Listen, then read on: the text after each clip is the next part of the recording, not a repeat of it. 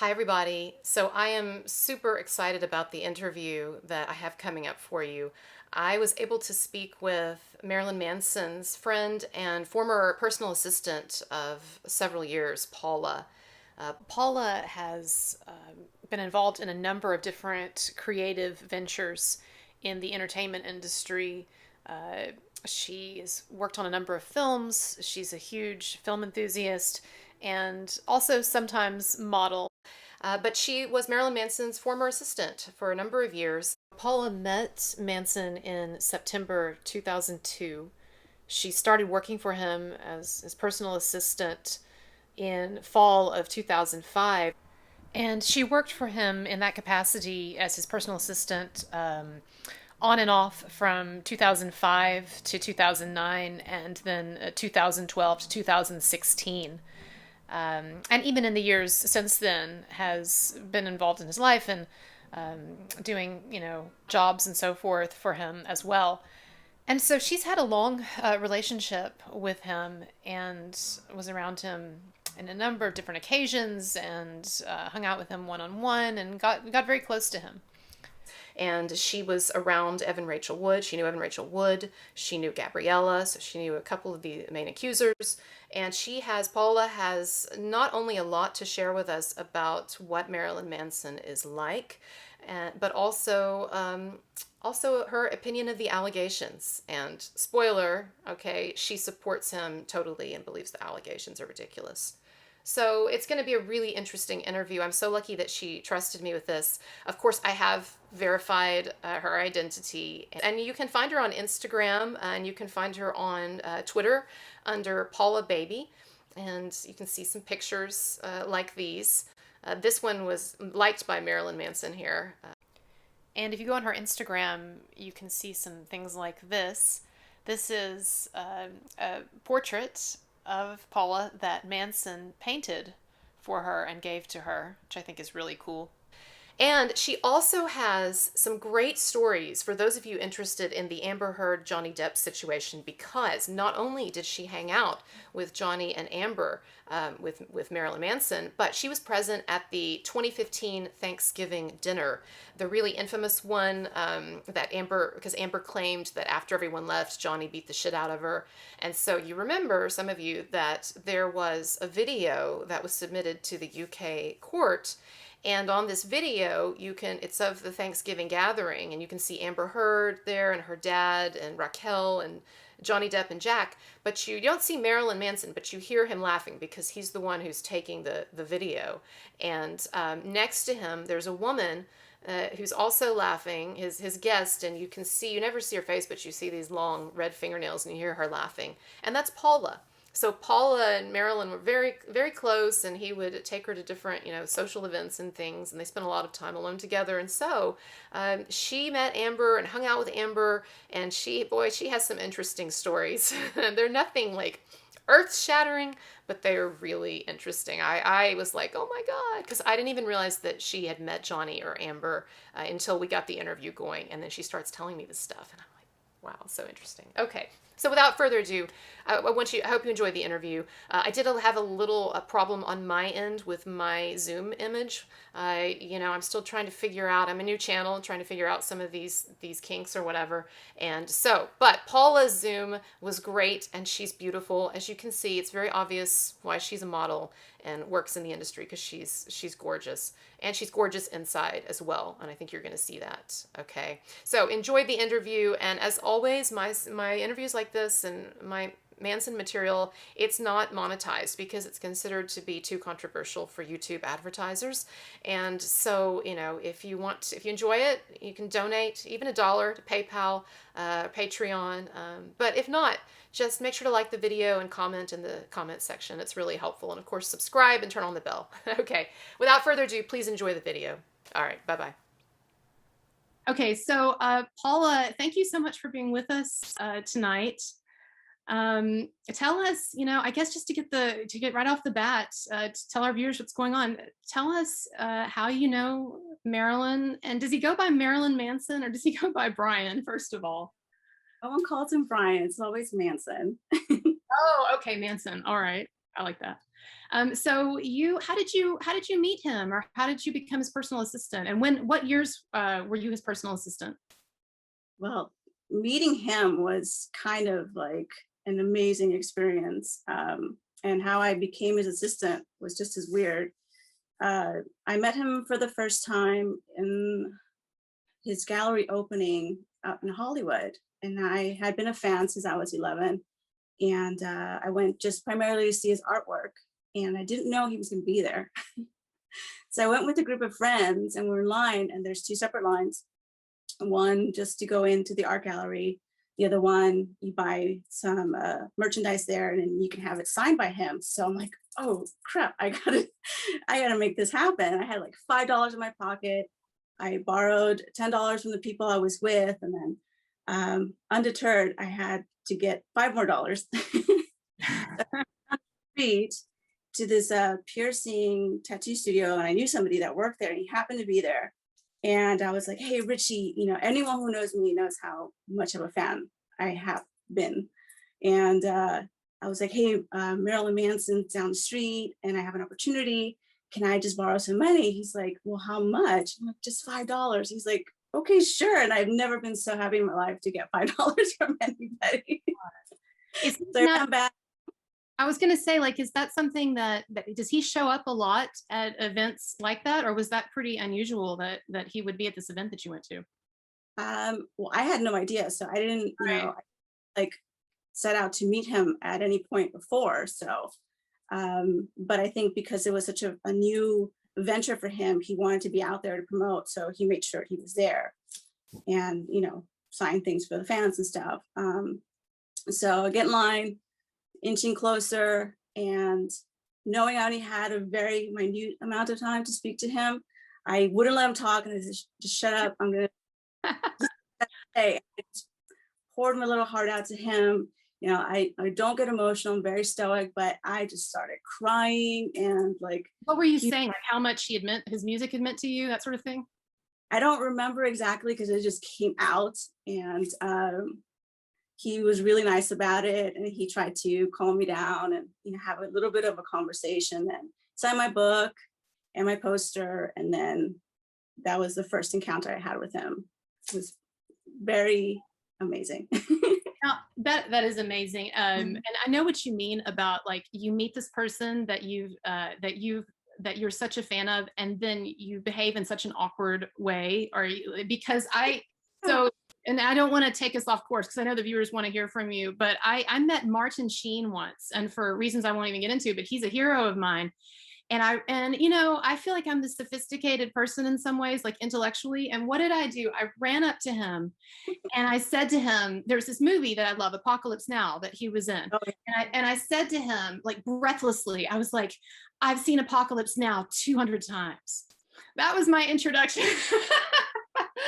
So I think that is such a really sweet, touching story. I'm curious, before we get into like how your friendship developed and your working relationship, I'm curious, like, who got you into Manson's music, or did you just hear it on the radio, or how did you get into it? Funny enough, I did. Growing up, my uncles were into heavy metal and just like stoner rock music. So I was very influenced through them to listen to that type of music. I'm Hispanic and my parents are Central American, so they just listen to a lot of Spanish music. So when so them introducing that to me was something different. I really took to it. And one day I was 11, and I remember standing outside and hearing the radio through the window, and this song just came on, and like this voice that was like very strange and mysterious, very deep, very engaging, like was singing Sweet Dreams. And I run into the room and I'm like, what? Oh my God, this is amazing. So then they announced who it was. And I'm like, I never heard of this person before. So I think the next day or something, I went to the record store when they still existed. And I bought Okay. children's CD, and I didn't know what to make of him because, like, he's kind of skinny and long hair and had like space full of makeup, and I did not, not like it. I but just didn't know what to think of Like it. Alien. It's like very Alien, right? And he's like, and he's handsome, but then like all this imagery together kind of just like blew me away. And that was my first introduction to his music. And then I started listening to it more, and I started watching videos. My parents, And the videos are so creepy, and they're great, right? I mean, visually, they're just Yeah. so Yeah. real and just so well put together, just very captivating.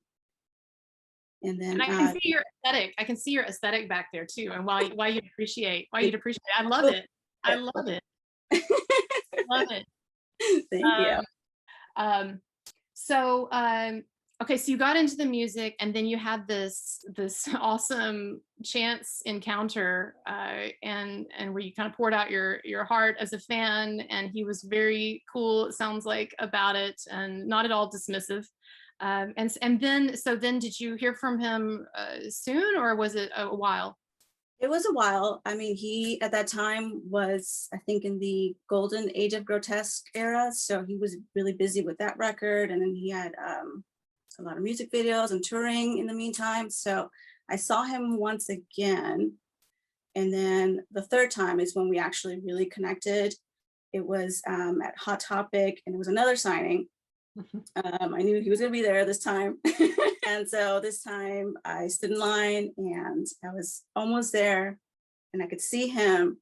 And the person before me left, and he looks over and he does like a double take. And I was like, oh my God, he remembers me. So I got really excited. I got really shy, very nervous.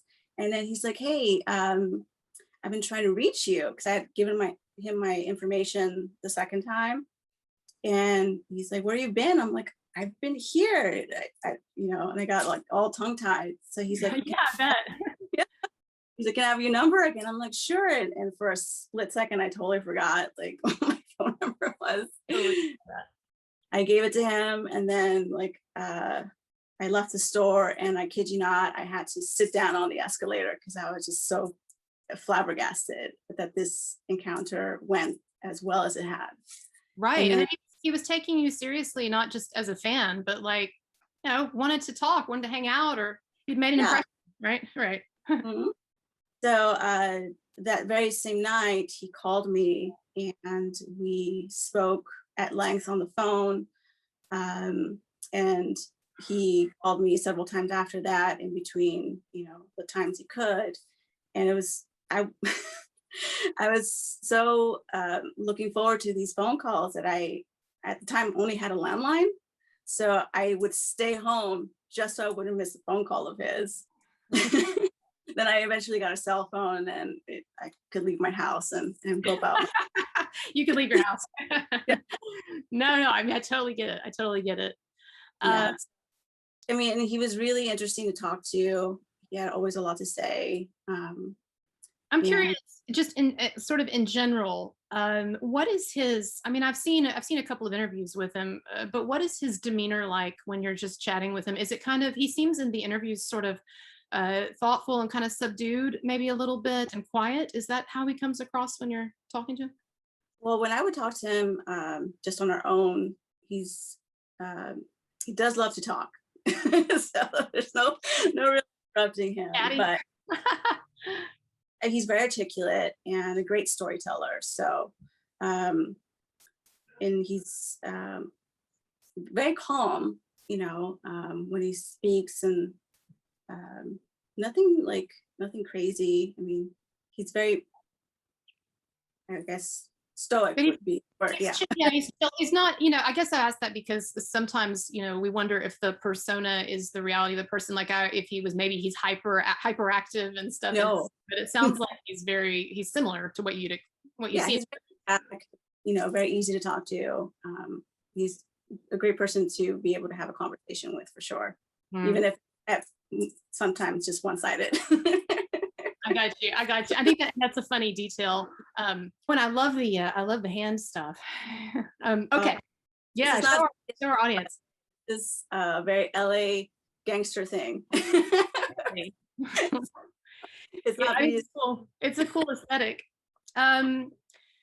So okay, so you kind of like, would you hang out every now and then, or what was the nature before, I guess in the period before you started working for him, what was that? I would go to his house. There was always someone with us. We were never alone. And like the first few times, I think we just like he took photos of me. He showed me his artwork, and it was just for me as a fan was Mhm. an amazing experience. Oh, and I should have asked earlier, and how old were you at this point? Like in your 20s or late teens or what? So when I first met him, I was about 17, like the tail end of being 17. And then when I started to work with him, I was 21. Okay, just Mhm. curious. No. Yeah, um, and so, okay, so yeah, he said he would hang out with other people around, and he would take the artistic pictures of you. Were you at that point? Were you doing any? Had you got into modeling? As I know you do that now. yeah, modeling when I was 17, and I mostly just did it as a hobby. Mm. And I had But done I've a seen few. your photographs. They're so beautiful. I mean, it's everything definitely looks like gorgeous and professional and distinctive. So that's cool. And so he would take pictures. You'd hang out and so forth. Yeah, we would watch his music videos or movies. Nothing too out of the What kind of ordinary. movies does he like? I'm curious. Do you remember anything that he really liked? He loves Fellini. He would play like was it Casanova Uh-huh. and Eight and a Half. He loved Spirit of the Dead. At that time, he because he always like has this thing where he takes on the names of characters in his favorite movies, and like he'll order packages and they'll be addressed to that character. So yeah, in Spirit of the Dead, the guy's name I think it's played by Gene Wilder, and in the movie his character is called Toby Dammit. So that was his pseudonym for quite some time back then. Oh, we damn it. Well, yeah, and that's interesting that he likes like classical films like that. I mean, I don't know why I'm not surprised that he has interesting taste. So anyway, I think that's cool. And so you watch movies and hang out, and so this was over a period of like months or that you're hanging Yeah, out. it was a few months, and then like in September, I was having my 21st birthday party, and he called me, and he was talking to me about some stuff he was doing, and then he's like, hey, kind of casually, he's like, you want to come work for me as my personal assistant? And I'm like, yeah, of course. Like, when do you want me to start? And You he's don't like, even have to oh, pay me. for real, like I would have done that for free. I'm glad I got paid, but Right. and then I was at his house shortly after that, and it was my first day at work. And I think it was 2004, 2005, but I had to really look at my records to know for sure. Um, and my first day, I came over, and he was doing a camera test for a company called Dalsa, because in the time when I came, he was working on that Phantasmagoria script. Mm. And so they had like this really cool I don't know what they call those box cameras with a mirror, and they would throw that sheet over. Yes, yeah, I'll try to get a picture of it. So yeah, I know what you're talking about. Yeah. Super cool. And so my first day, I was just thrown in there, and they're like, hey, stand in front of this camera, do this, do that. And I'm like, okay. That sounds like a lot of fun. Oh, it was amazing. I keep using the word amazing because all of it really was amazing to me. Oh no, like a kind of like a fairy tale in a way. And so you became his personal assistant, and we're basically like, what kind of, I've always kind of wondered, like it sounds like a personal assistant is sort of the jack of all trades. Like you probably have to take care of a lot of different things. Sometimes it's like menial stuff, like you're just hauling things around, and sometimes it's more high level, like making appointments and things like that, right? Oh, absolutely. Well, for him, I was wearing many, many hats.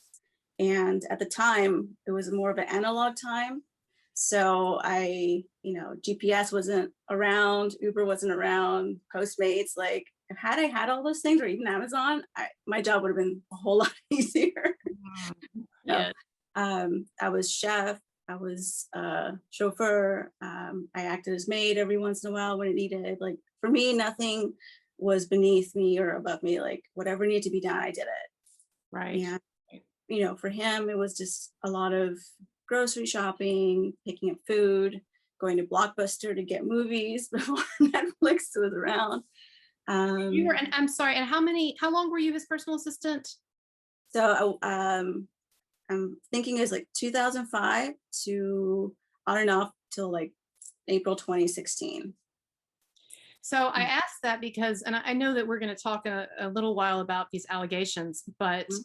one of the things that came out in a couple of the allegations was that Manson was such a difficult employer to work for, that he was constantly going through all of these different assistants and really making it sound like it was impossible to work for him, when really what it sounds like is good employees like yourself did not have a problem with him. It's probably the fuck ups basically who had a problem, I would imagine, right?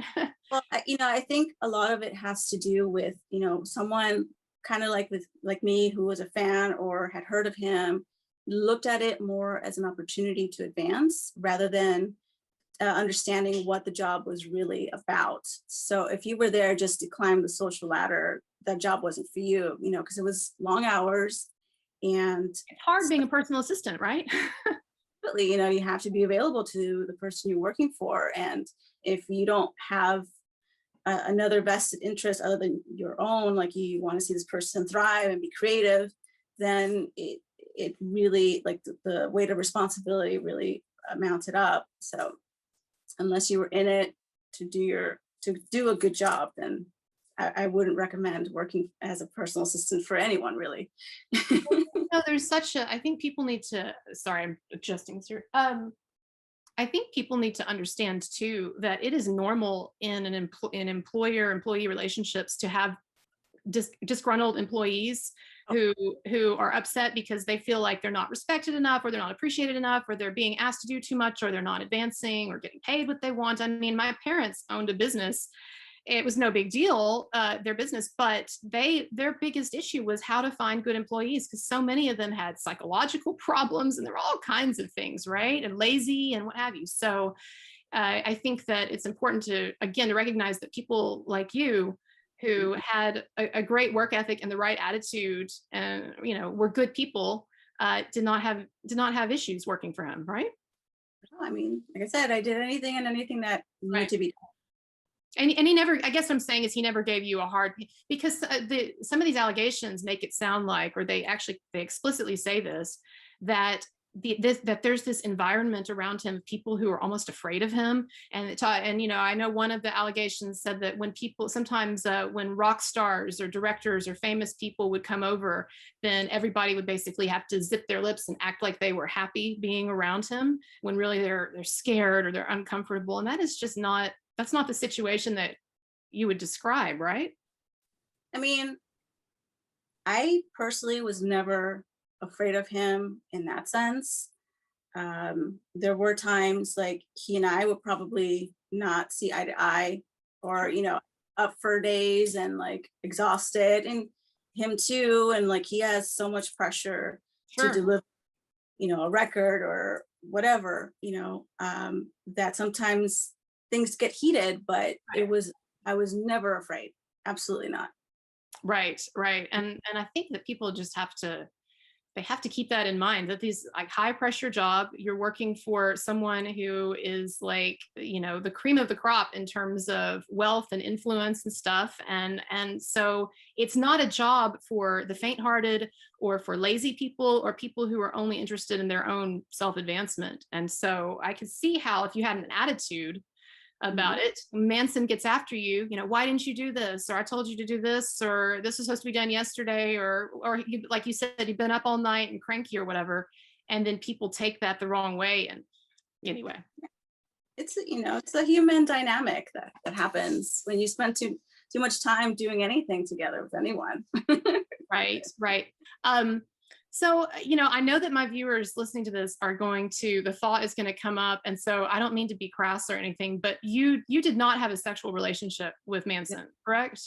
It And was completely platonic. And I And appreciate you saying that. And I think it's, and obviously I've checked you out and everything. You're legit about what you're saying, but it gives your story to so much more credibility that you don't overstate what you know about Manson's thoughts or feelings about certain things or your relationship with him. I think I get the feeling very much so that you're trustworthy. And so anyway, I just wanted to point that out to the audience. And I'm going to show them some pictures and stuff that you post on Instagram showing you with Manson and everything. But definitely legit. So you didn't have a sexual relationship. It was, I'm sure that you were really attracted to him and everything, but it was platonic and that sort of thing, right? I guess, I can speak about this now. It's been so long. Maybe in the beginning there were some like school girl crush. Starstruck. You're starstruck, yeah. But when I got to know him, that kind of faded quickly. Our relationship turned more into like a friendship, and he was married at the time too, so I respected that. Oh, so did you know Dita? I've encountered Dita a few times, but when I started working, she wasn't around as much. She was like very much in her career, traveling and was gone a lot. So I didn't really have too many encounters with her. That's interesting. Okay, and so he was married, and were you around when Evan came into the picture then? Yeah, yes. I love that warm look that crosses your face. So I don't know how much you want to say, and again, I'll edit out whatever you want me to edit out. But let's just talk about it and whatever you feel like saying. So, what were your impressions when you met Evan or when you observed them together? What impressions did you end up forming about her or about them that you feel like you can talk about? Well, I don't really have much good to say about Evan, so I'll try to be as diplomatic as possible. I never understood the attraction, but I didn't question it. She was a consenting age. She did didn't she look seem? I'm sorry. Did she seem like she was very sort of naive about the world, and that she was sort of like vulnerable to kind of this spell that an older man would cast on her, or did she seem like a pretty sophisticated cookie? I want to say that she was after something. Oh, And, she came on board to play the role of Alice, I believe, in Phantasmagoria, and she was coming over, I guess to do filming of it and take photos and stuff. But I don't remember too much from that time, because I think there was I had left for a bit because I went back to school. And in that meantime, I think their working relationship was developing, and then it grew into something else, and then they got divorced. So I wasn't privy to that portion of their budding relationship. And so you came back then into the picture after they'd been together for a bit, and did you observe? I'm sorry, go ahead, please. No, I just remember getting invited to his birthday party, and she was there, and then I had just heard about the divorce, and it was all over TMZ and all this stuff. And I think it happened on Christmas or something, and his birthday is January 5th. So at the party, he was in a new location, and she was there, and he was hugging her. So I'm like, oh, okay, so they're together. I see. Yeah, this was the catalyst for the divorce, right? Okay. And did you as much as you feel comfortable sharing, how would you describe their relationship or their dynamic? I know you said that you felt like she was after something. It sounds like maybe professionally, but anything kind of unusual or that you took note of you thought was not very healthy? Or did you ever, and on his part, did you ever see him like forcing her or pressuring her to do anything that she didn't want to do? Or did you observe some kind of a power imbalance there between them? No, I mean, they seem to be suited for each other at that moment in time.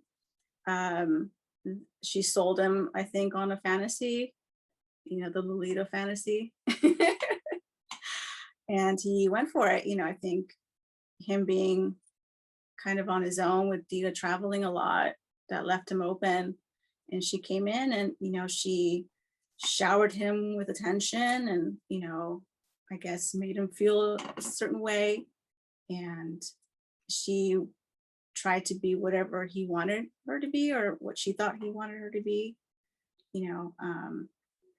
She looked more than willing and excited to participate in, any photo shoots or video shoots that he had in mind. I never saw her like in fear or, anything like that. Mm. And so it didn't seem like they had it, like he had an intimidating effect on her. I mean, I know she was impressed with his rock star status or whatever, but she didn't seem in any way like this sort of subservient kind of beaten down girl as someone else described her. I think she took to the rock star association rather quickly and well. Like she relished in it.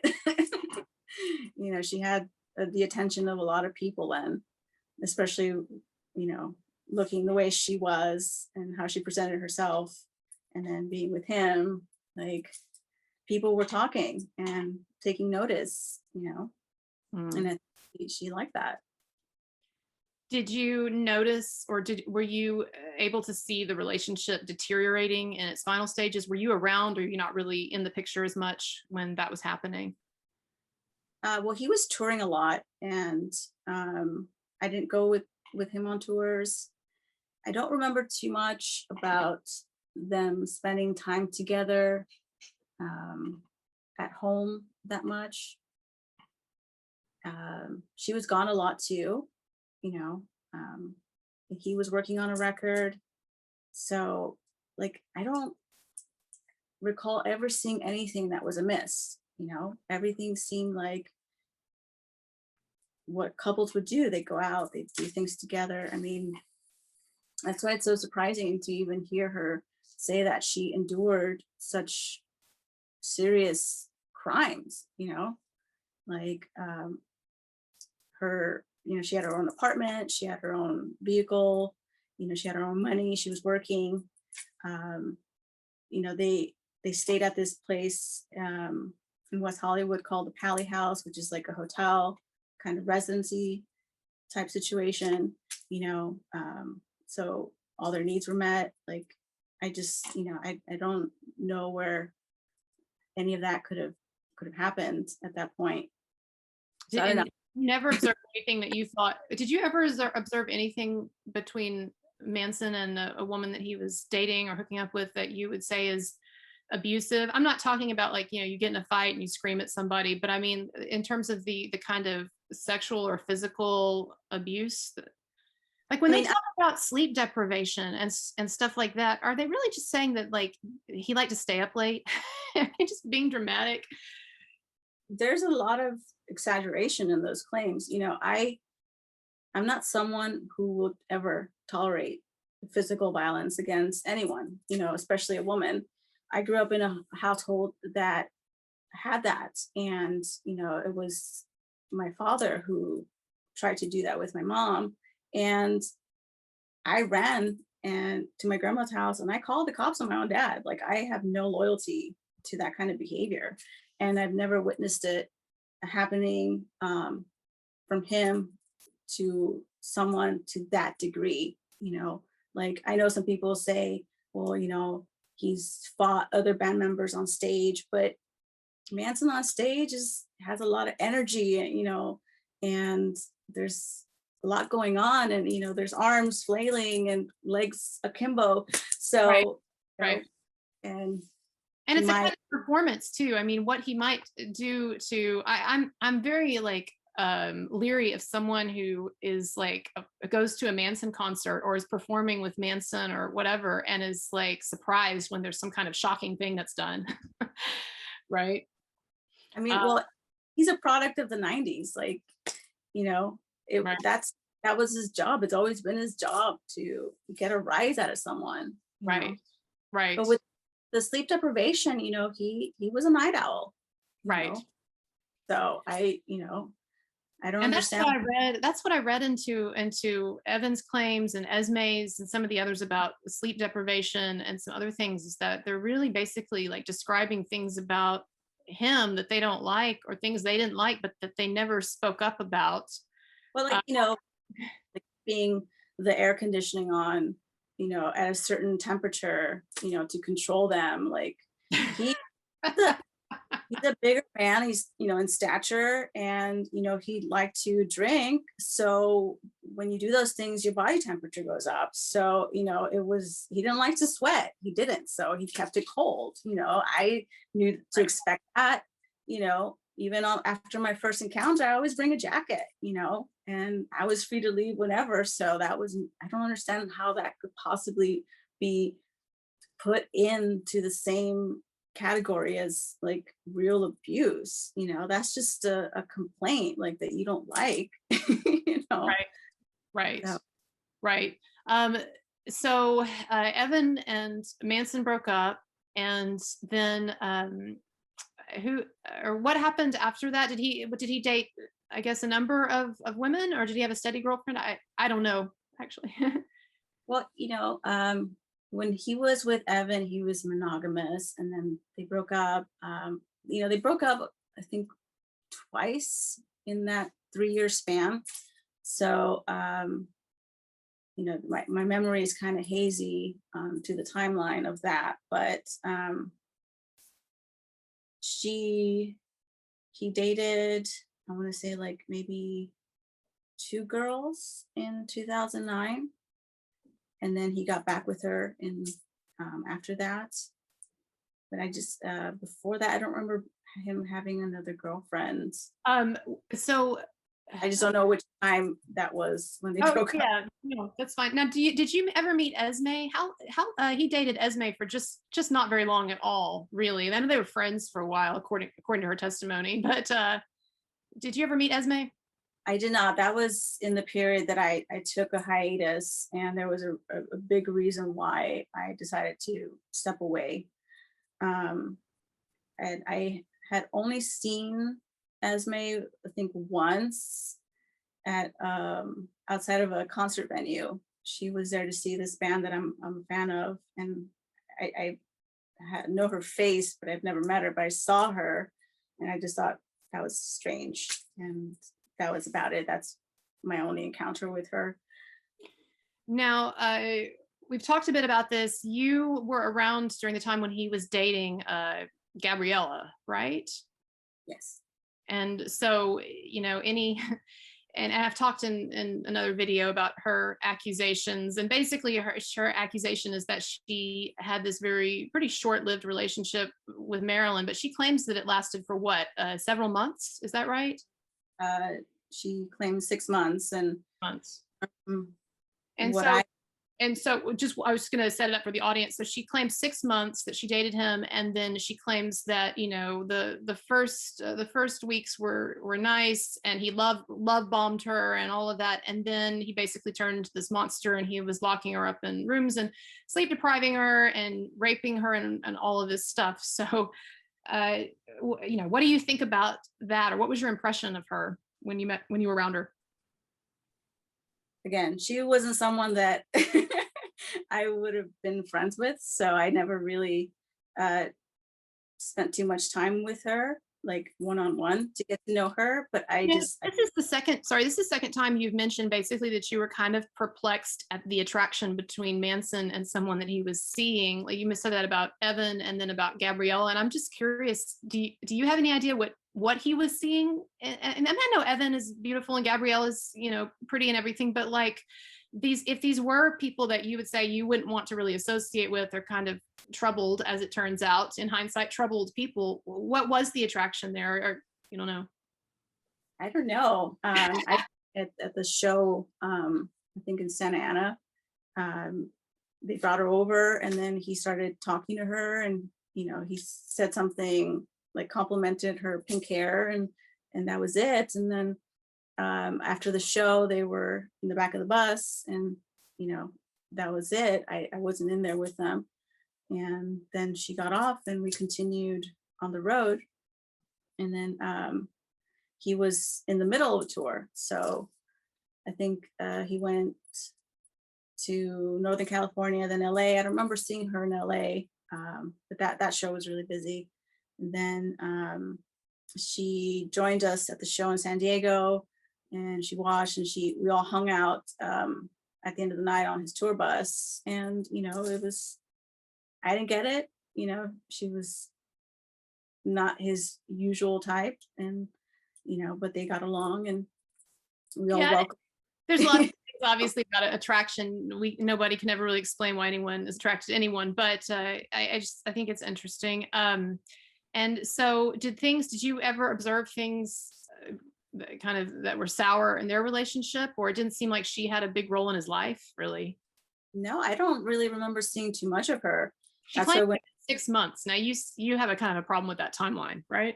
absolutely, I've dived deep into their timeline, just with my own calendar, text messages, emails, and stuff, kind of pieced together, when they would meet and stuff.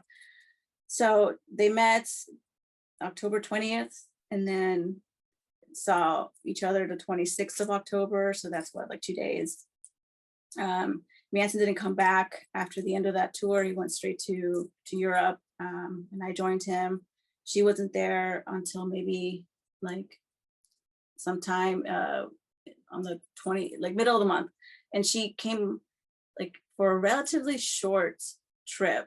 And I thought it was kind of ridiculous because it was like with the flight time, and then the 2 shows in between, and then her having to go back. That's just like really only hours to spend with someone. But she came, and she left just as quick, and then the tour ended, and I don't remember seeing her right after. And I left the job on December 12th. Someone else took over for me because I had some other stuff to do. And then I came back later on that month for a couple of days, and I saw her there. And so I'm bringing this up because No, please.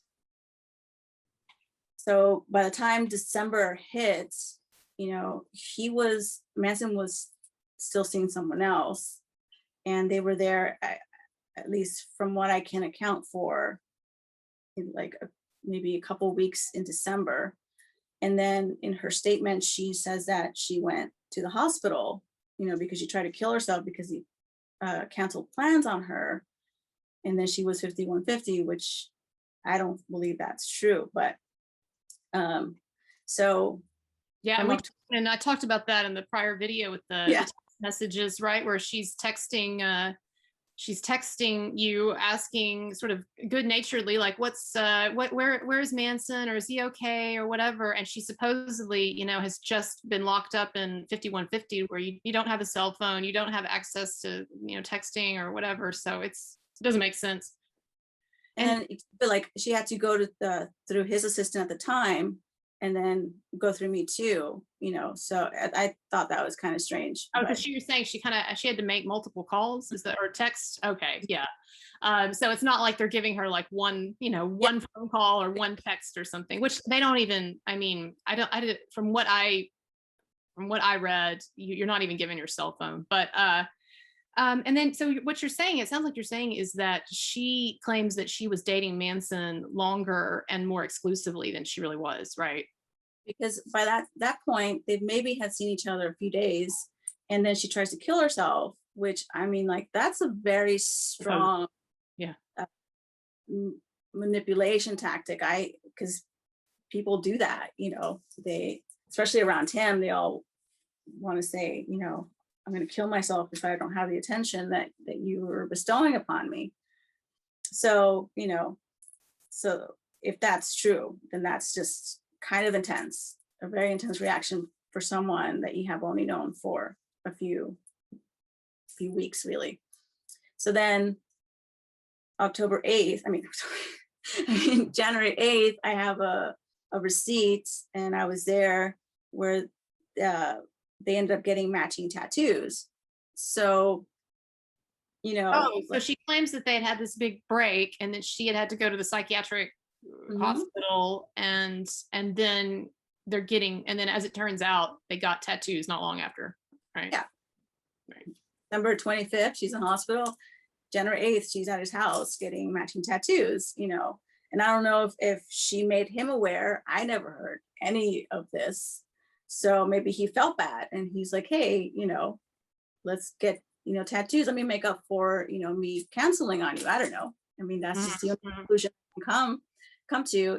He is very empathetic, and he does have a heart. He has a conscience. So maybe that's. Well, I'm glad that you said that too, about him being empathetic, and you seeing that, because there are people online who are, and in the press, and accusers who are trying to paint him as this unfeeling, psychopath who's like a predator and a menace to women. And Evan, Rachel Wood, and Esme, and the others saying they have to come forward to save his future victims. That's not your impression of the situation. He's he's a rather sensitive person. There was one moment I remember that I was mad at him, and I had been drinking with a friend of mine, and I just got really bold, and I texted him just the word ass, and then almost instantly he writes me back like, no, don't feel that way. I'm sorry. I would never, do whatever. And it was just like so apologetic. And that's all I wrote. I didn't even like give him the full on, like, Salvadorian female. Wow. I have Wow. this given to other people. So, he's very sensitive. But, getting back with the Gabriella thing, so it was a short time, everything that happened. And then she claims that he raped her multiple times. And one of them was in a hotel room. And in my own investigation, like, he was only in a hotel when he was with her, like, in Europe. And once in January, he stayed at a hotel. So I'm thinking, like, when did he rape you then? Like, before you killed yourself and got matching tattoos, or after? Like, at any point did you guys have consensual sex together? And he was busy too. He was working on a lot of things. So, like, that doesn't really leave that much time for him to be such a horrible person. Right. Or like some people, or like a number of people have claimed that, there's this initial grooming and love bombing period, and then the real abuse sets in. Well, it doesn't sound like there was really time for any of this to really develop. But like, okay. And then another claim of hers was that he wouldn't let her out, that he wanted it all, her all to himself. And she was, what's that word? Gaslit. Like, no, not gaslit, but like when you're taken away from your family. Oh, yeah. I know what you're saying. I forgot the word. Yeah. So, but so if she's saying that, she wasn't allowed to see her friends and her family, like, kind of like Evan. And if you look at the timeline, it's like, it's a fairly new relationship. Like, wouldn't you want to spend as much time in between, Right. with someone new, especially him being who he is? Like, I would love to, spend as, even if it's just like a quick hello and, goodbye, between his gigs or whatever. Like, you would want to spend as much time with a person in a new relationship as you can. And then they turn around and it's like, oh, well, then he wanted to see me too much. Like, well, which is it? Not Right. enough or too much, especially in such a short time. Like, I can understand that. Like, if you were with someone for years and they just were keeping you from everything, that's a whole different story. But with that timeline, I'm very hard pressed to believe that, especially me not seeing her around as much, and then her complaining that she wasn't let out. It just doesn't make any sense. When's the last time that you saw her?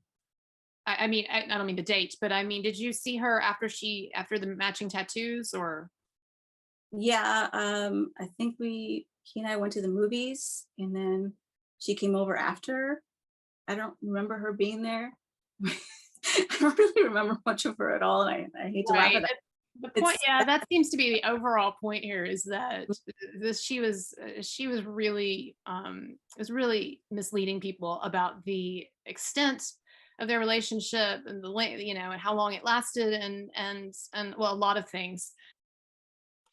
Well, I mean, it's just it's so awesome that you're doing this, even though I know it kind of, in some ways, I know you were very reluctant to, and I hope that people understand that we've kind of just been chatting, you know, on the DL, so to speak, about stuff for a little bit, and you have been really reluctant and didn't even plan to give an interview. But I think that I know that it is hard to see all of this stuff that's going unchallenged in the media, and I guess people around him. I guess, do you think that other people are not coming out because they're afraid that they'll be accused of denying abuse or of supporting an abuser, or do you think that that's something that he's encouraging people not to come out? I really don't know. I like the only person thus far that's even made a comment has been Alice Cooper. Mm.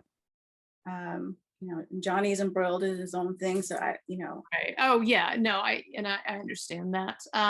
Does it maybe sorry, it's just like does I it felt surprise you that Lindsay, that his wife has not issued a statement? I mean, I don't think it's weird at all, because I wouldn't, if it were my wife, I wouldn't want her having to come out and issue some kind of a lame statement that, oh, my husband's not an abuser or whatever. But I know that some people have said, you know, why haven't we heard from her? But she's kind of a private person, right? yeah, absolutely. And I mean, it's not, sorry, I'm having like brain issues. Fine, this is our audience understands this is a weird I feel like situation. to express it, it becomes somewhat real. But at this point, it's not something that has affected him as much as it should if it was a real thing. Like, I told you that I had to come to the aid of a friend of mine where he was arrested just based on accusations alone, without any proof that he raped someone. And then he went to jail the very next day, and Manson's not in handcuffs. I Right. haven't heard from an investigator, the DA or sheriff or FBI. No None one's of that. contacted you? No.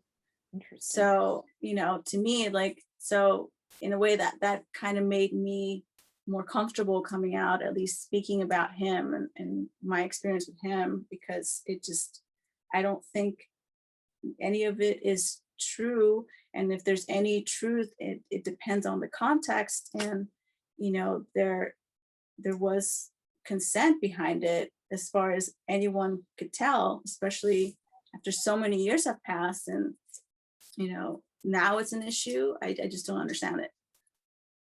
Right. It's and also there's so many, just and I've gone over these in previous videos, and people are welcome to look it up. There's just so many inconsistencies and problems with the accuser's stories. And so I'm curious, did you meet any of the others? Because there are a number of others. All right, but it was Evan and Gabrielle, right? Gabriella. Yeah. And I had one encounter with Ashley. Okay, so Ashley, the former assistant, right? And so was she kind of on the way? Had she been his assistant prior to you, or she came after you, or how did that work? She came after me because I left after while he was on tour in 2000. Okay. That's right. But you And did meet her once. You met Ashley, you said? yeah. So she came, I think 2010, 2011. So she came after me, and then when she left, I came back in 2012. And did you have any impression of her based on just your brief interaction, or on anything that Manson said? Does anything stand out? I remember he told me that they had Ashley and Esme had killed Kevin, which is the name he gave to his Jaguar. They crashed it after some night that they took it uh, out for a spin without his permission. Mm-hmm. That's probably the only thing he ever really said about Yeah. me. Yeah. She So didn't really conversation. And then I only saw her one other time. That's why it's so strange that these girls all claim to be so scared of him. because And it didn't even really seem like they were. no, Manson was recording with this artist named Yoshiki at a studio, and we were sitting there, and he gets a text from Ashley, and she comes over to the studio, and she brings her friends, and they're all happy, and they wanted to party, drink his vodka and talk to Yoshiki. And I'm like, okay, well, he needs to work, but whatever. I think. And then I didn't see anything amiss there, and then a few years later she comes out with this. I'm like, that's like, if someone treated you as badly as you're claiming, I don't think you would want to hang out with them years later in a private setting like that. And she didn't seem intimidated or cowed by him or anything, right? Like, is it because you wanted to impress your friends, or you go to his shows to take a photo so you can post it on Instagram for likes? Like, is that the only time you're not afraid of him, or is it all the time? I don't, there's this back and forth with their actions and what they're saying to the public on Instagram posts. Right. Like, these are just posts on a social media app. They're not testimony. They're not in any place where they can perjure themselves or get cross-examined or provide actual solid evidence that people It's basically as flimsy or as superficial a statement as you can get. It's not, it's not even really a statement. It's just these Instagram posts, and they do all sound like they're written by the same person. I've talked about that in other videos, but they sound ghost written. And I have a problem with the language that they're using. They're trying to make him out to be some sort of pedophile because he liked girls that were of legal consenting age. And, they keep bringing up the word, I was really young, I was groomed, I was underage, but it's like, no, you were adults. Like, I remember being that age and like having all these hormones and like wanting freedom from my family and like going off and doing my own thing. Yes, Like, you have, like, when you're a young adult, you might be young, but you have, especially if you cross the age of consent, you have agency. You have often very, like you said, strong, even reckless desires.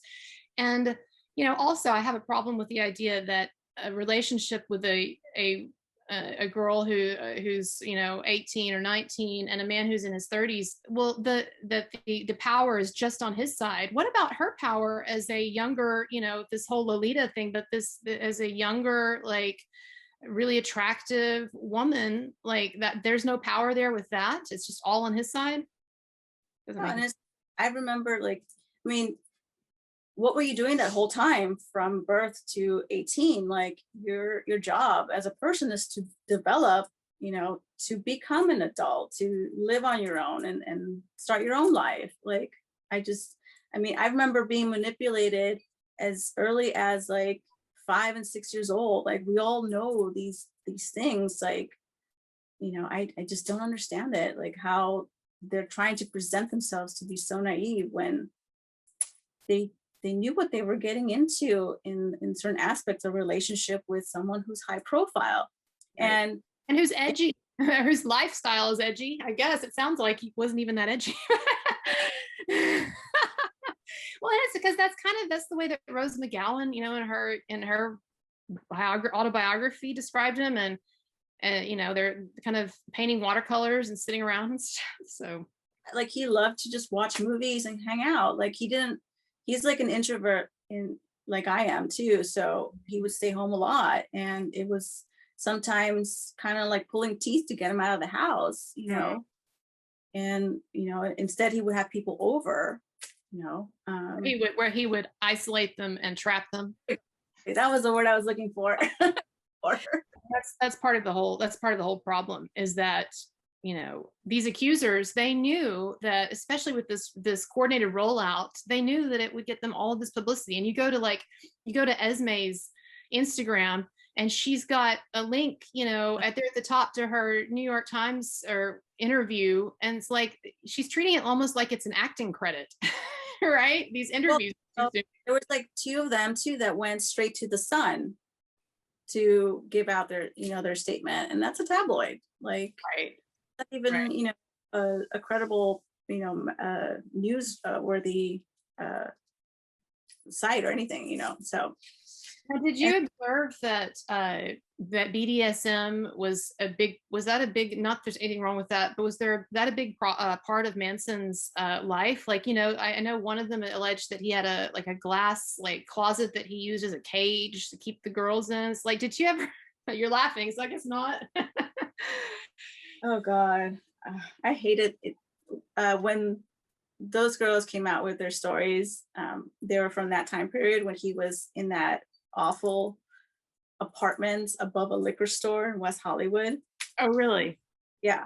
And I got to see it only for a short amount of time. I was very vocal in my dislike of it. And I'm so glad that he decided to go look at houses and bought one shortly after that and moved out of there.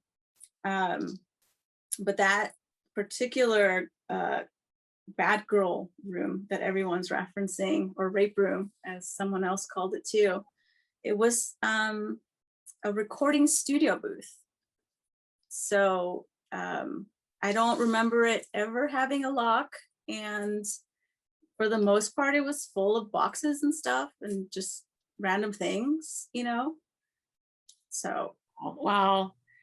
I don't think any nefarious actions were, handled in there at any point. So I they basically, like, these women have, I wondered, not knowing Manson or anything, if maybe he had kind of an abusive streak, but they just would take certain things, or like really kinky sex or whatever, and they would take these things and then kind of blow them up. But it almost sounds like, from what you're saying, that there may not even be like any basis, in fact, to really any of these claims. Like, it's almost like they've just basically like constructed this just like a fictional story that they're all telling, right? I mean, with the allegations that they came forward with, was it kidnapping, sex trafficking, rape, torture, physical violence? I think those are serious enough that people would pay attention. So to go and add this other layer of verbiage that's, this psychobabble that you find on Instagram, to make it pull on people's heartstrings, and people can identify with it more, and like, oh, poor me, Right. poor me. Like, that to me is just something that didn't need to be put out that way. So someone, I definitely feel, was adding on to that just for effect. So with what they originally stated, that should have been enough to get an investigation going. You didn't have to put in all these other things, because a lot of the other things just seem like personal preference, or maybe being in a shitty relationship. Who hasn't? Like, if we're canceling people in our lives that were assholes, and hold on, let me get my list, Yeah. It just, it doesn't add up to me. Do you think that it's so what do you think their motivation is? I guess, is it fame and getting publicity, or revenge, or both? And do you think it's coordinated? I mean, it seems like they're working together, and it was a coordinated rollout, but I wonder what you think. I feel like it's coordinated, because it's like, it's so strange that someone like him has no history of violence in that sense, like they're claiming, for all these years except for 2009 and 2011. Like, that's the bulk of it. And then so he changed, and then quickly changed back. Like, Manson's very consistent in his ways. Like, he's very predictable in a lot of stuff, at least in my experience. So they have to have had some sort of conversation beforehand, and recruited others. And if you really wanted to come forward and have him pay for what he did, then that's one thing. But I feel like it's more revenge in some way. And if they're so traumatized by him, he's still attaching their stories to him. I don't know. Right. It's very strange behavior. Say, you were talking about how if there's this investigation supposedly that the police are doing or the FBI is doing, and they haven't contacted you and so forth. I think it's interesting that, you know, Evan claims that she's turned over all of this information, or that she took her videotapes and her photos of documenting all of this abuse, and she took it to the police, and she was told, well, the statute of limitations is over, so we can't do anything about it. I mean, we have no way of verifying that, because the police nobody, the police nor the FBI, can verify that they've received any information from anybody. And so I don't even believe, I mean, obviously I don't believe her claims that he abused her, but I don't even believe there's any kind of documentation that she's shown to anyone. I think that's BS, or she would have shown it, right? Wouldn't we be seeing something valid? Well, go ahead. And I saw an interview that she did that she claims that she went to a lawyer. And when, you know, if you ever been around lawyers want to have a case, and especially having it attached to, at that time, I guess, two high profile people, and then, you know, her being Evan and portraying herself as this, you know, wholesome individual, I guess, and having such a horrific story, they would have wasted no time, in my opinion, to open up a case against Manson in a civil suit, at least. Right. You know, Right. You know, she said that she had all this evidence, but they kept telling her no. I'm like, when I had a case against a former employer for sexual harassment, I called several places, and all of them turned me down except for one, which is the one that retained my case in contingency. So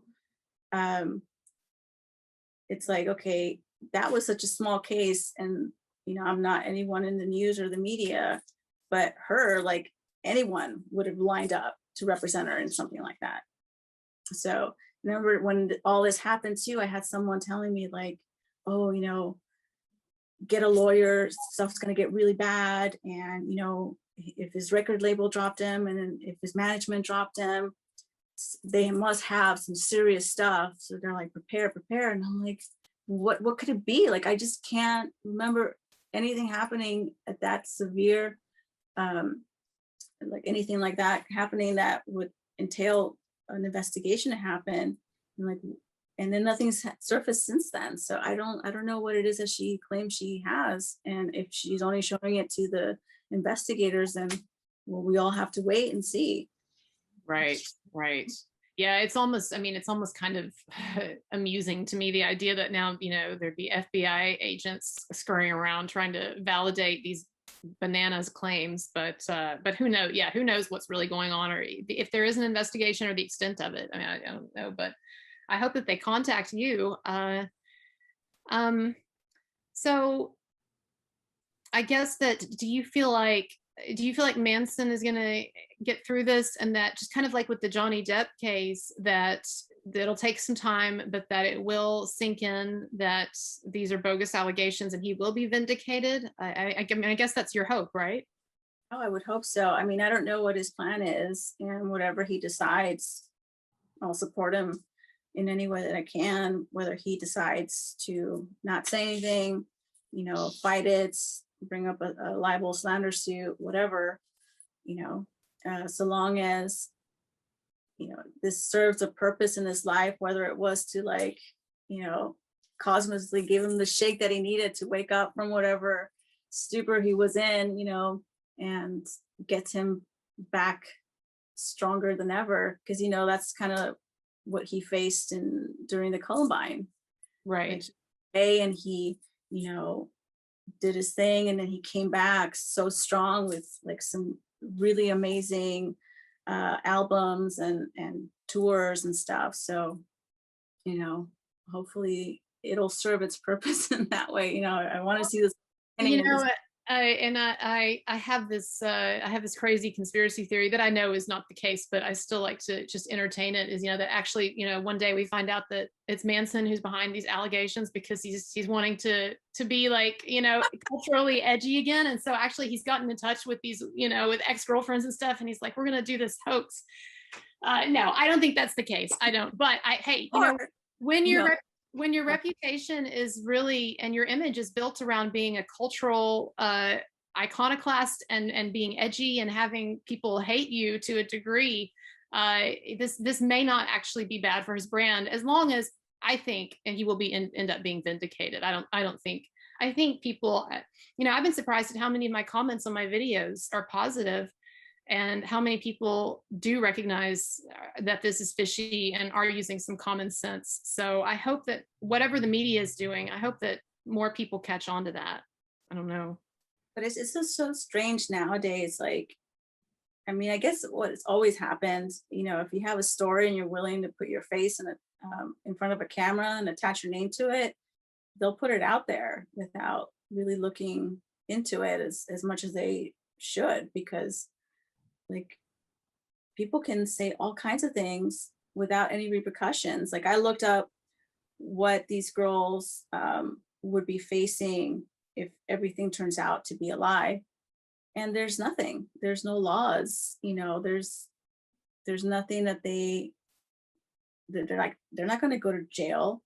For smearing Like his a name. prosecutor is not going to come after them for spreading lies in the media or on Instagram, and Manson is probably not going to sue them for defamation. I mean, I think that would be great if he did, but he's probably, I mean, who knows? I know that's what Johnny Depp's doing with Amber Heard. And so, are there anything in particular that you want to talk about from your time working for him? Like anything that stands out as like an interesting moment? Or I mean, we can also get into the allegations if you want, but I was just curious, like what stands out to you about your time with him, or what was really surprising or interesting during those years? I mean, there was more good times than there were ever bad times. I mean, there was a lot of firsts for me working for him. Like, I came from a family of immigrants. I'm first generation here. I had zero connections to entertainment, music, or anything. And for someone that I was a fan of to really open up their home and trust me as much as he has up until, now, like that was paramount in, me becoming who I am. He was the first person to uh, that I traveled the world with, and had these new experiences, new countries, and when I was with him, I got access to these other people that I would never have access to. He taught me about art and history and literature and just the process of filmmaking, and he was very passionate about that. And so I think that definitely was something that stood out to me, and being able to just handle like props from his music videos, and just being next to him. I mean, that and he's really an incredibly charming man. I know everyone says that, and it's true. He is, absolutely. And he has an incredible sense of humor, and I think he and I have the same sense of humor, so we get each other. And like when you get close to him, you kind of develop this language between you that's very unique to your friendships. He has that with Johnny too. Like when you see them together, it's like, oh my God, so you've seen them together, right? I should have like asked that right off the bat for my Johnny Depp viewers. No, so you've been around Johnny? You've been around Johnny? Kidding. No, but seriously, like you hang out, you've been around them when they're hanging out, huh? Do they see each other a lot? Do they hang out a lot? Well, Johnny was away for many years in France, so I didn't see him in the first half of my employment. But when he came back, and I came back in 2012, my like month 4 of me coming back, was when Johnny and him were rehearsing for the MTV Awards, I think. And that's when I first met Johnny. So, so tell me more about that. Was it, where was it that you met him? Was it Manson's house, or was it at this practice for the MTV Awards? It was Swing House Studios out in Hollywood. And, you know, Johnny comes in this big black van, and he's got his fedora and, you know, looking as amazing as he does. And he came out, and his son Jack was with him.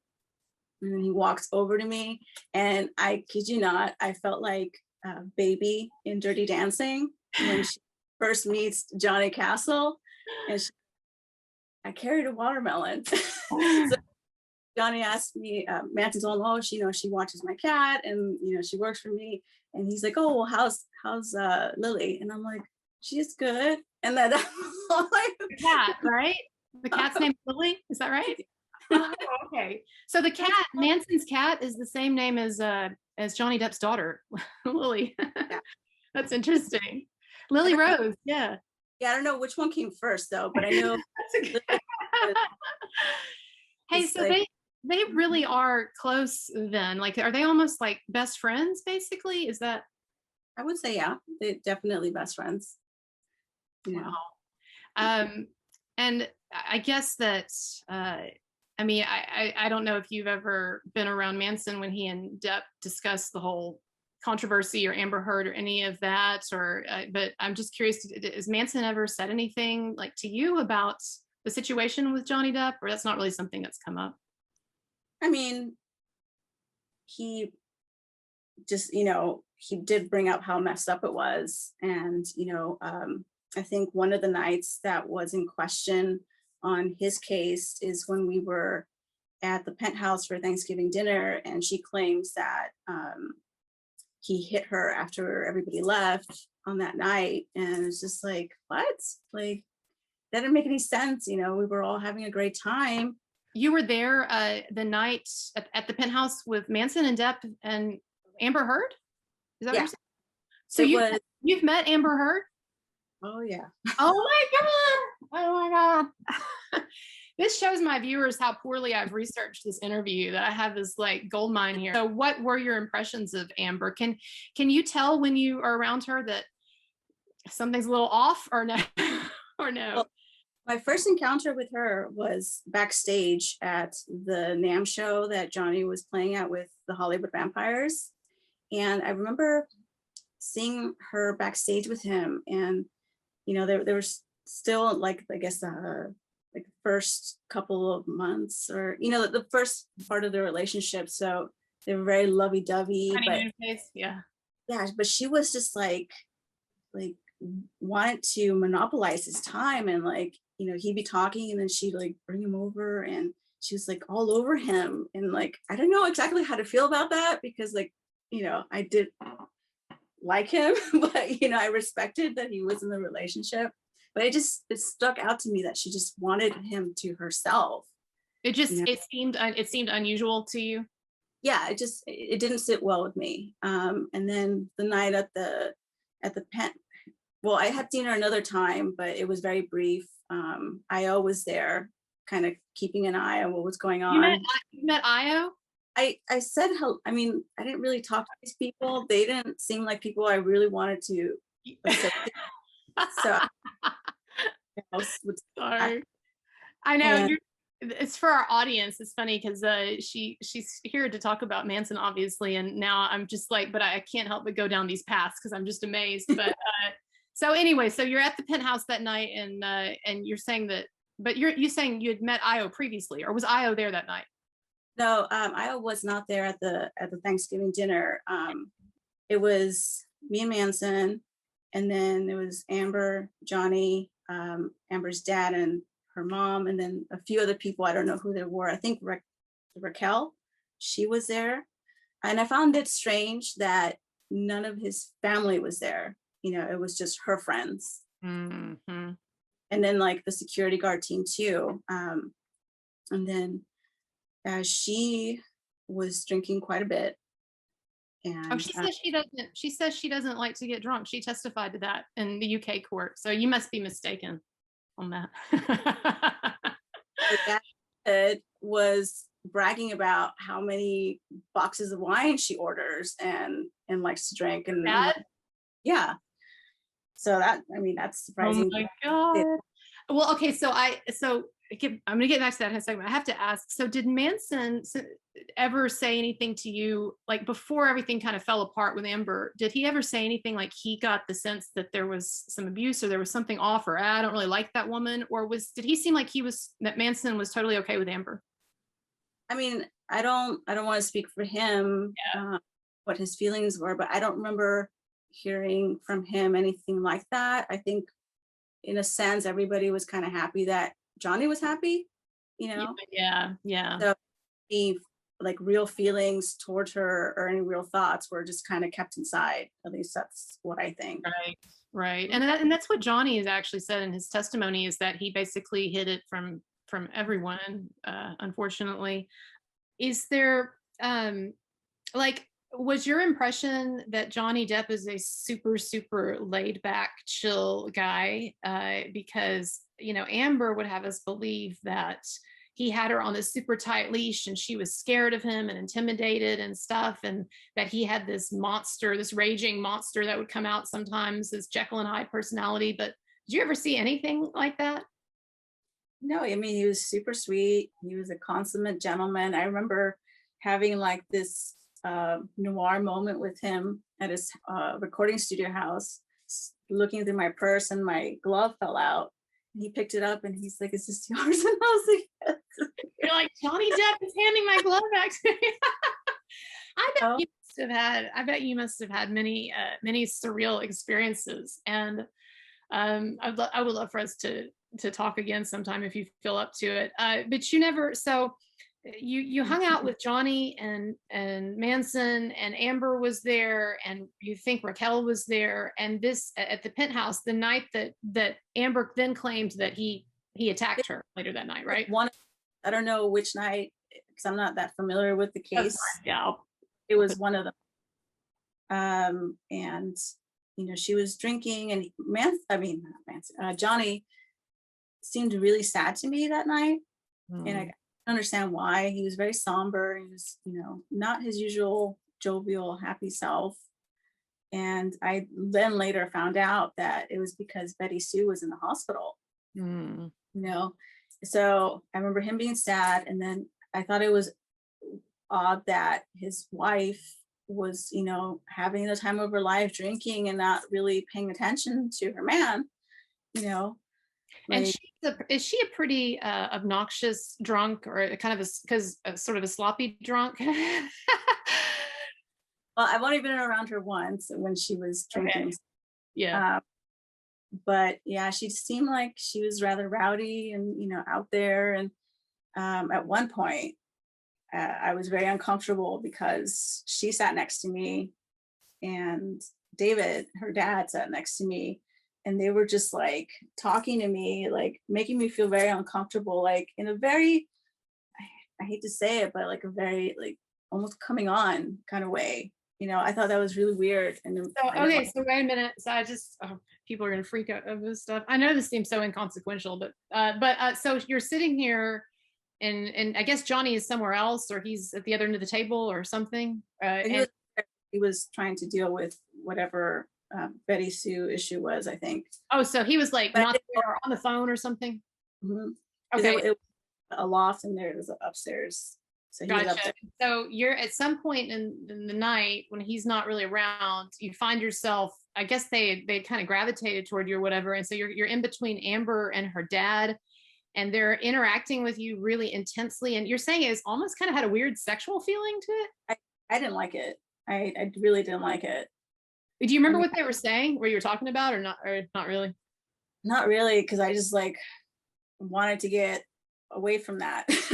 So I kind of like shut, my own, disgust towards that situation. Well, it's interesting that you say that. First of all, like I said, I think you're very credible because you never overstate things. Like there have been so many opportunities in this interview where you could have said things that were not the case. And so I believe what you're saying. And I also believe it because one of the things that you probably don't know, but one of the things that came out in court testimony in the Johnny Depp case is that Amber, they had a car mechanic who had worked on Amber's car, and he testified that, and they just had like a just kind of a friendly, relationship. And he testified that he and Amber, he got in the car to show her something that he had done in the car, and that she started saying this really weird stuff like, "We're alone now, and anything could happen," or like coming on to him. And he said the same thing that you said, like he just wanted to get out of there.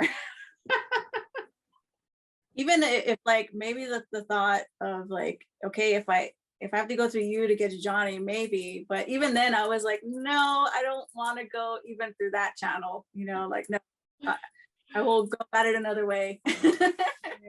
Oh man, wow. Another thing too, like she's, like I guess the feminists are, Yep. like, don't, be subservient to your man type situation.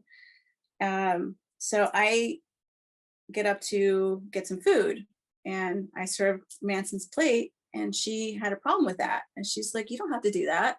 And I'm like, "Well, I want to." He's like, "He can get his own food." And I'm like, "No, I think I'll handle that." And I went ahead and I fixed his plate and I gave it to him. So you're in this social situation, and she is like, and you're basically just here like, like being nice, like getting him some food. And she's like calling it out, like it's like this, like basically like trying to give you this feminist speech about how you shouldn't be having to do that.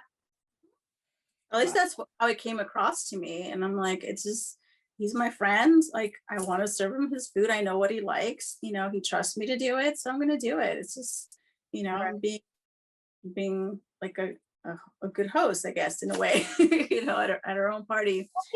People do that. People, I mean, will get up and get food for other people. Well, that's one of her big things, is that she's an activist, and she's really supposedly, very sensitive to social inequalities. One thing that stuck out to me was that, she spoke at length about cooking the dinner. And I'm like, oh, it was really delicious. It was very, very good dinner. But then his security guard comes and he's like, well, how did you enjoy it? I'm like, oh, it was really delicious. And I can't believe Amber cooked it. He's like, no, I did. And I'm like, okay, You know what, though? That's no surprise. I mean, because that's the thing that came out, like in Johnny's testimony, is that she was a pathological liar. She was constantly lying about things. Now, do you remember? You don't remember the security guard's name, do you? Was it Jerry? Was it like a bigger kind of middle-aged guy? No, Jerry, I don't think was there. It might have been Sean. I have had more interaction with him. I've met Jerry before, that first meeting in 2012. And Oh, okay. times He a nice guy? He seems like he's a really nice guy, supposedly. Johnny, he was all about him, like another consummate employee. Like he was there for him in every way and cared about him a lot. And yeah, it was sad to see him go. And Johnny, I'm sure, felt it very much. He like wore his T-shirt when he would play some shows with the Hollywood Vampires.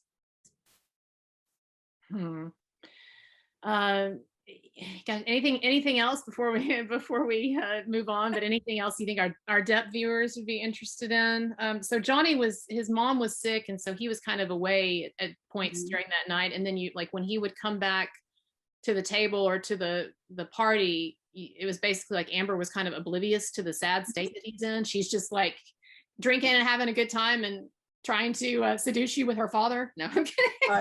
Yeah, I don't say that, but that's what it felt like. I remember one time, like during the party, it was Johnny, Manson, and me, and we're just sitting there, and we're trying to liven up his spirits.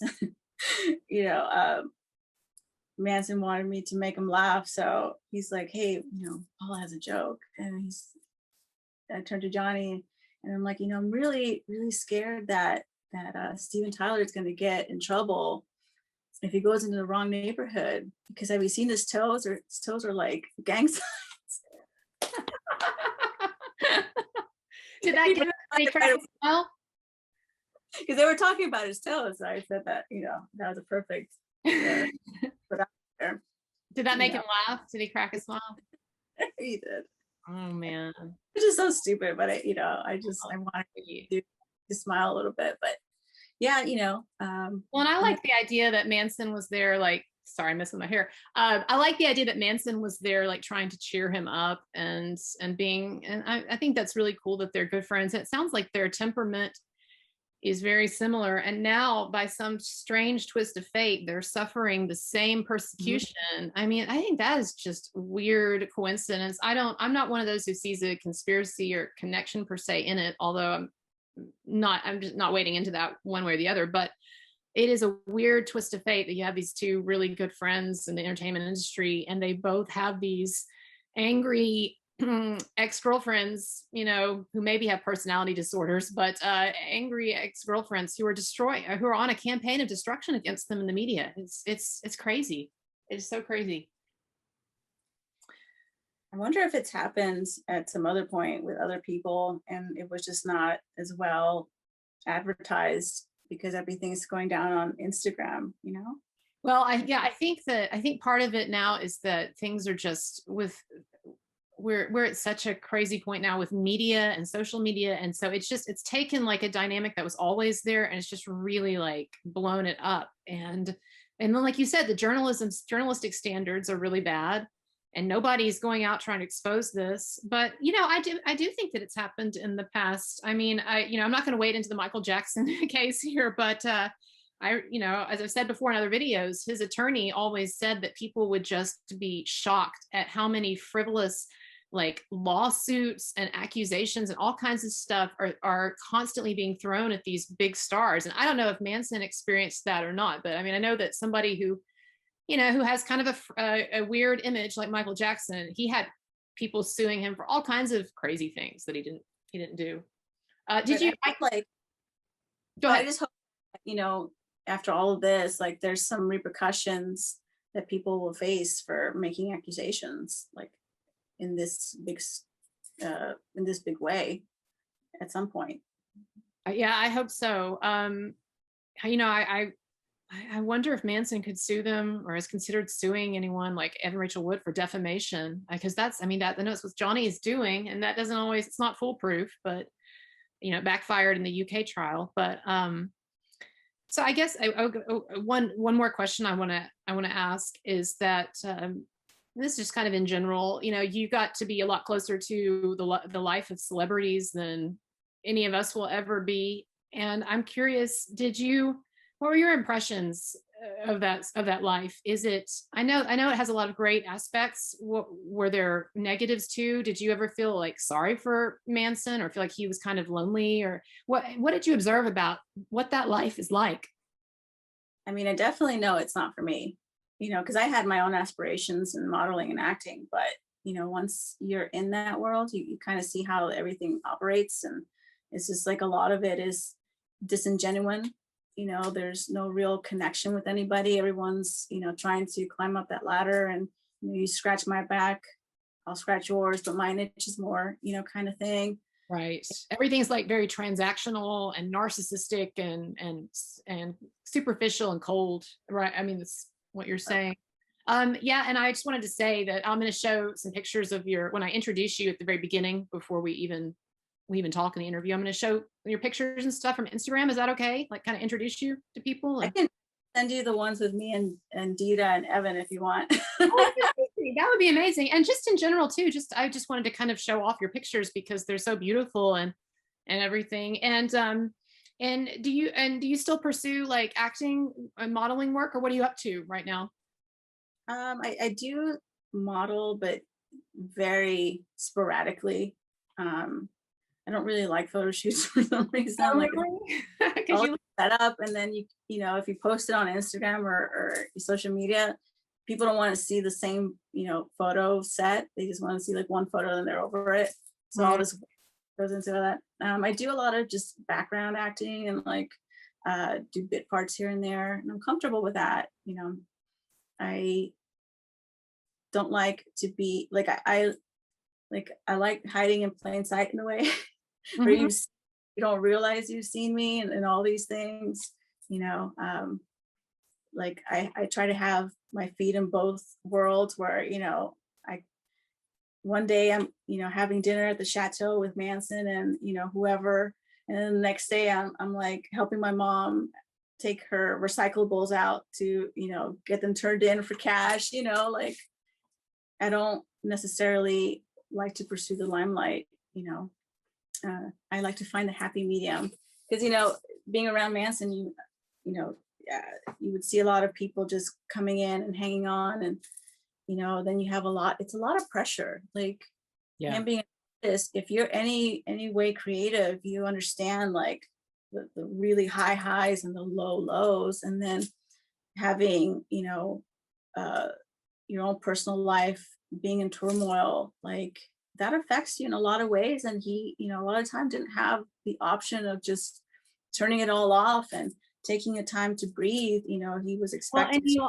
and you have a huge machine. It's kind of the age-old story with a lot of performers, especially musicians, but you have this huge machine behind you of like people who their salaries are depending on you to go on tour or to do this or that. And so it's very like it has a lot of perks and benefits, I know, but it is a very high pressure life. And you talked about the hangers on, and I think that's something that people just really need to understand, is that when you see all these women coming forward accusing, someone like Manson of something, it's not like your normal guy down the street where if all these women were accusing him of something, we'd be like, well, there's clearly something wrong with that guy, right? Look at all these women. But it's different when you have people who are all of these people who constantly want something from you and are bringing their own issues to the table, and some psychos too who are attracted to you. I mean, there's just all of that, right?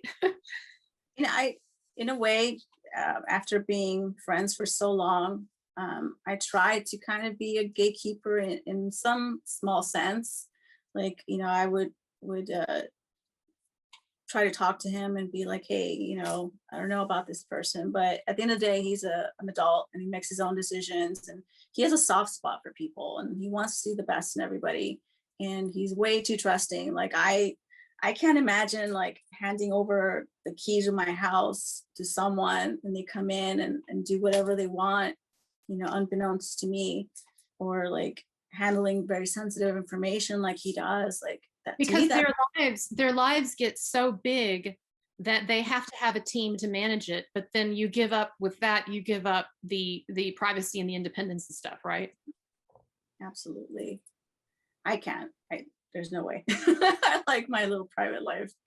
Well, it sounds like he was in really good hands with you. And I just, again, I really appreciate you coming on to talk to me, because there's really no reason why you should have. But it's been a great conversation. And I'd like to, I'd like to have you back again, especially if there are any developments or anything that, we'd like to discuss further. But is there any last thing you want to say? Otherwise, we'll wrap it up. No, I think I just, I hope that anyone watching really does their homework, no matter what side you stand on. There's always things that are left out when someone wants to control the narrative. They only want you to see what they want you to see, but there's a bigger picture. He's not a monster. He's a person, at the end of the day. And what these women are doing, they have their own reasons. And, I think that they truly believe that this stuff was happening to them, and they want to remember it a certain way. But at the end of the day, you have to look at everything from all angles. And if you take out the emotional element that they're trying to bring up in their statements and look at it a little more logically, you'll understand that the words aren't matching up with the actions that have happened. So just do your homework. Don't believe everything that's out there. That's right. And it's very easy for people to get fooled. And I've been and I'm not judging anybody in what I'm about to say, but it's been interesting to see how a number of people, supporters of Johnny Depp, who saw what he went through, were so quick. And again, I'm not attacking anyone, but so quick to say, oh, well, he must be guilty, right? And look at what a freak he is, or look at his music, or look at how many women, you went, and it's like, I realized that with Amber Heard, it was just one accuser, but it's like, we've been through this show before. And so, to keep those things in mind, like you said, and to not make a judgment based on Instagram posts and tabloid media stories and stuff like that. That's all we have. Right. Right. Well, trying to do something about it here. So I really appreciate it. Thank you so much. Thank you so much, Paula. And thank you. And thank you to our viewers. And don't forget to subscribe. And of course, these videos are too controversial to monetize. So if you wanna throw a tip at me, that'd be great. Or sponsor me on Patreon. But at any rate, thank you so much and have a good night, everybody. Bye-bye.